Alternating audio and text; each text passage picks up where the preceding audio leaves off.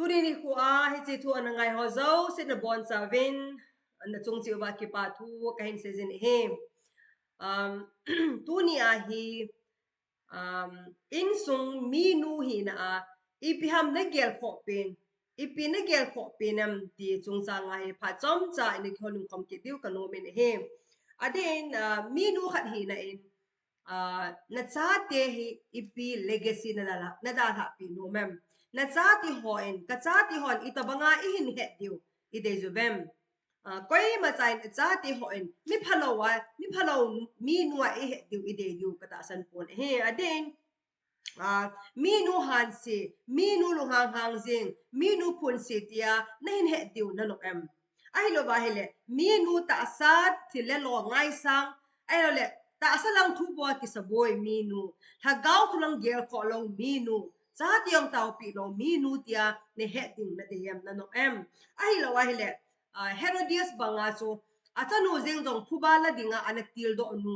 mi nu hi tabang mi nu a chu na cha ten na hin he ding na no em ai lo wa hele Jacobet banga hana banga chu mi nu ta hat mi nu pathen mi mi nu pathen do ki housing na cha ti hon na hin he diu chu na no em hoi chi pen chu ham tunin mi nu nang le ke jin I ke han thiu he mi nu hi na ipiham in sunga mi nu hi na gel ho pen chu na cha ti ho na pi sonding na cha ti ho no a hin gel ho pen diu hi ti hi sumil po hi te aden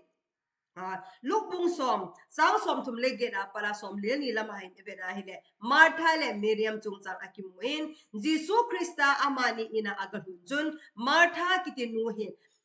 Jisu Krista ne le sa ding akisa boy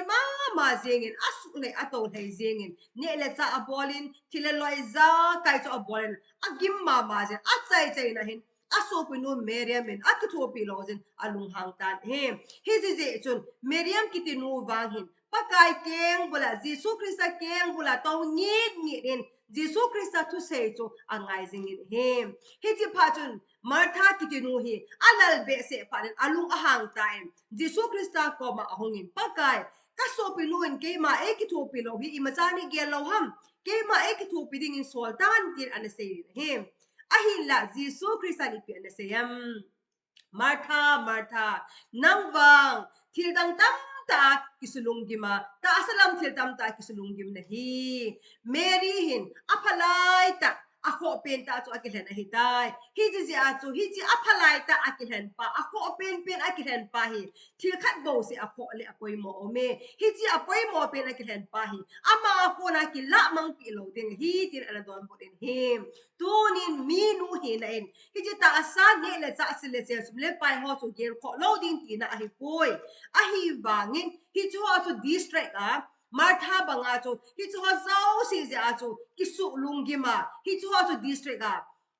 Jisu Krista to phat iman khom ama keng bula ito ding pa hai mil leule hi chi to lewa chu ta sa thu igel kho diu pa chu Jisu Krista adai lo hi Miriam wangchun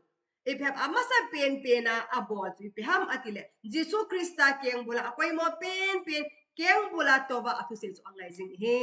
hi tabanga Jisu Krista to relationship pathin thu gel ko Jisu Krista ko ma ang sunga tozing gel ko no chu Jisu Krista Bible pom pia ko ham Jisu Krista ka sa chu hichi Miriam chu hilo ham hichi Miriam in Jisu Krista angai du be se ja ama keng bula ato ja kildang zau se sang apoi mo pele amasa pena priority a pe chu Jisu keng bula to a hi ja chu Jisu Krista to akimu to ama aka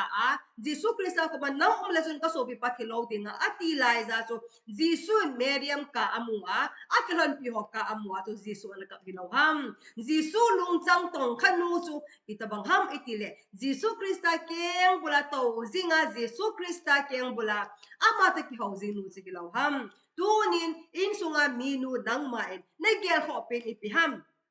thillelo na za na jite dinga ne le cha sim ding chu bolo ding tina a hi poi a hi wang hilanga pa kai to na ki ho sang na ki ho ding sanga hilanga thillelo ho so na gel ko so em pa kai to na ki ho ding phat ho to lewa chu hi chi ho sacrifice lewa so ta sa thin ho na ngai tu em hi chi agent tu ni in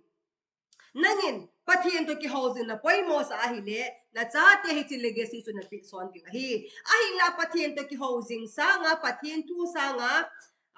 pathian to relationship sa nga ta asa thil ho an na poising ke ya ne ki su lu hang jing ke hele hi chi legacy pa so na cha te na zite na pi son ding khonong te le nom tang da tang na cha te hi tabang mi nu aso nen he tu hi ti su mel po te hi chi ji hin meriam banga amba sapena jisu krista keng bula tong ni na hi chi zo pha teng le hi chi zo priority pia adang si zo bol the ding pathenin minu zau se pathe e bo ben ni hu kha teng le I cha te en kanu taw da za minu taw kha nu minu pathen ta sa nu tia hin he the wa hi chi legacy so mo apo the na divin tu din khaye minu ti ho zau se jisu keng bula meriam banga tong ni na jisu krista lung chang su na the ding pathen pathe e bo che taw ka ki pa e amen